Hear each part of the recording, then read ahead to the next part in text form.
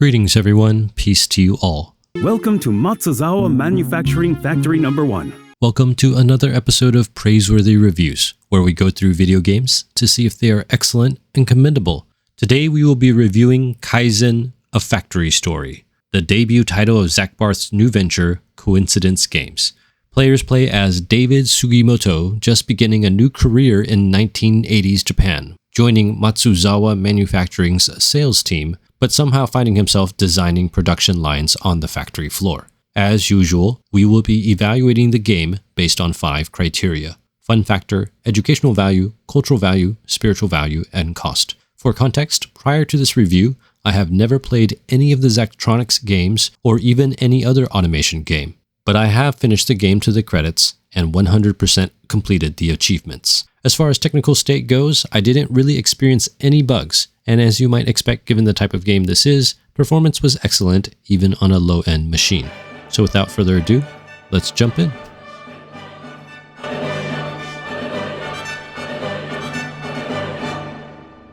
The core gameplay loop of Kaizen, A Factory Story is actually rather simple. The goal is to create a production line that can process components into a final product.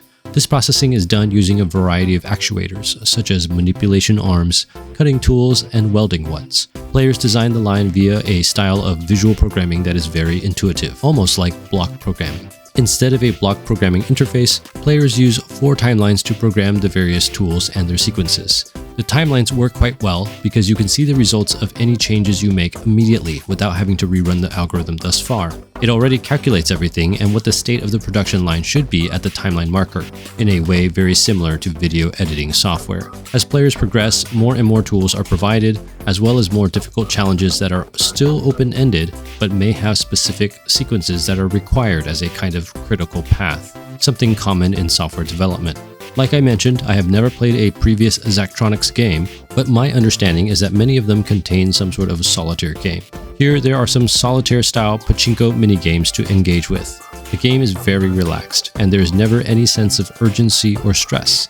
Simply a sandbox with puzzles and goals for you to work on. Playing the game is never exactly exciting, but it did feel very much like a comfort game. Even after I finished the game to the credits for the review, I still played through a lot of the optional content at a leisurely pace, completing a puzzle or 2 during my lunch breaks at work. Overall, I'm going to give Kaizen 4 stars for fun factor. Kaizen, A Factory Story has little in the way of motor skill development. Even the pachinko minigame is not real time. Similarly, it has little factual or conceptual knowledge with which to help the player.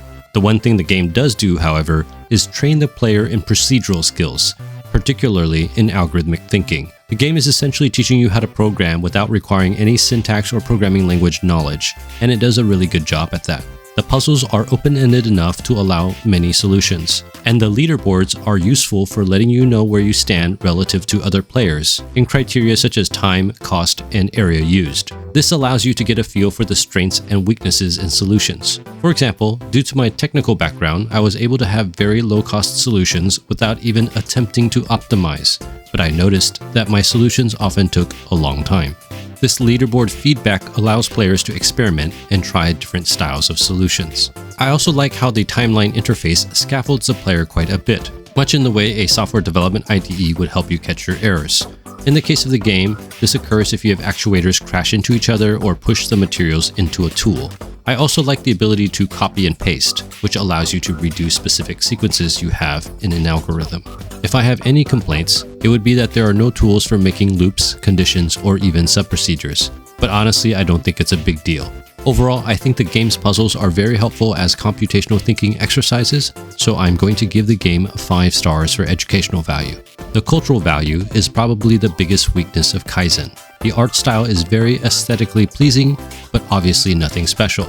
I did enjoy the pixel art quite a bit and thought that the art didn't detract from the experience, but it also wasn't a big selling point either. The production line animations are obviously the most important artistic element, and they do look quite slick and efficient, the way you might expect a production line to actually look in an ideal situation.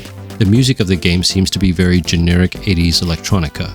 It's not inspiring, moving, or adrenaline pumping, but it's also not irritating or cringe. The music really fits the overall atmosphere, with relaxing but upbeat tracks that don't distract from the focus needed for the puzzles. Let me tell you something about Terahata. Matsuzawa Kaicho likes to golf, see? Every time Terahata plays golf with him, Matsuzawa Kaicho wins the bet. Why? It's not because the chairman is a better player. There is some voice acting, which I really appreciated. It's nice to see them go the extra mile to get that into the game. And the performances were not bad, but also not quite good either. Passable, like many of the other artistic elements. The plot is nothing to write home about, is not complex, and doesn't particularly impress. The characters are all generally likable, but also not very interesting. While the writing can be at times humorous, it's mostly forgettable. Out of all the writing elements, the 80s Japanese setting is actually what stands out. A nostalgic time for some, and a curious time for others. I think the setting could have been leveraged even more for the themes that were important to that historical era, but perhaps that would have made the tone too serious. In general, the setting certainly does a good job of connecting the puzzles to the narrative. The ending, while mostly positive, felt somewhat abrupt. I wish that the writing had made it a little clearer that we were reaching the ending of the main story campaign. While it did end at a logical place, I think it could have been executed a little better. There are no public sales numbers, but honestly, I don't expect the game to sell a lot or to win any awards, making little cultural impact. So, do you know where you're headed next? While I also don't expect any direct sequels, I think the Zachtronics legacy and style suggests that there will continue to be these types of games in the future.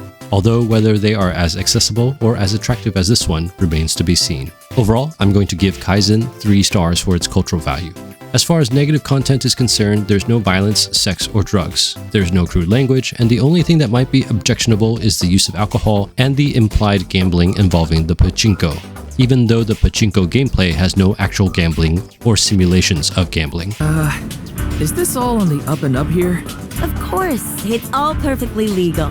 As far as positive content is concerned, I think the game does a good job with portraying cross-cultural interactions, career choice, dreams, and ambitions. At time of recording, ESRB has not rated the game, but I think it's quite clean and is pretty much suitable for most ages, outside the minor use of alcohol and implied gambling. The messages of the game are generally light and positive, but almost in a bland, inoffensive way. Sadly, it's not meaty enough to warrant a biblical themes video. Overall, I'm going to give Kaizen 3 stars for spiritual value. As a puzzle game, Kaizen: A Factory Story will vary as far as how much value everyone gets out of it, based on how long it takes to complete puzzles. For the time poor, the main story of Kaizen can be completed in around 12 hours. For the time rich, there are 10 bonus puzzles released after launch, and the last puzzle is actually a bunch more special puzzles. Many of the bonus puzzles are comparable to the difficulty of those in the campaign and serve as nice extras, but the 10th puzzle includes special puzzles that are more complex in terms of needing to be able to manufacture 2 variants of the same product, which is actually quite cool in terms of optional content.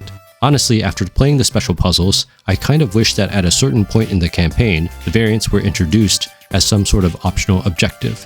Kaizen retails for $19.99 USD, and it can sometimes be found for about 10% off, which I think is pretty solid value. Overall, based on the content value, narrative accessibility, and asking price, I'm going to give Kaizen 4 stars for cost. Kaizen: A Factory Story was a great starting point for a Zachtronics newbie like myself. I don't know anything about engineering. I didn't study it in school or anything. Its game mechanics were challenging but not overwhelming, and the campaign was short and sweet with a lot of extras if I wanted to keep going, which I did. As I mentioned before, this isn't the most action-packed adventure you could be getting yourself into. Despite this, at time of recording they just added an achievement to complete every puzzle, so I guess I haven't 100% completed the achievements anymore, but I am looking forward to finishing that new achievement. Based on the criteria discussed in the video, I subjectively assign Kaizen: A Factory Story the rating of Genre Gem. That's all I have for you in this video. Bless you guys. Thank you so much for watching. I'd really appreciate it. If this video blessed you in some way, please consider watching some of my other videos, subscribing, sharing the video with a friend, or sharing with me some of your thoughts in the comments below.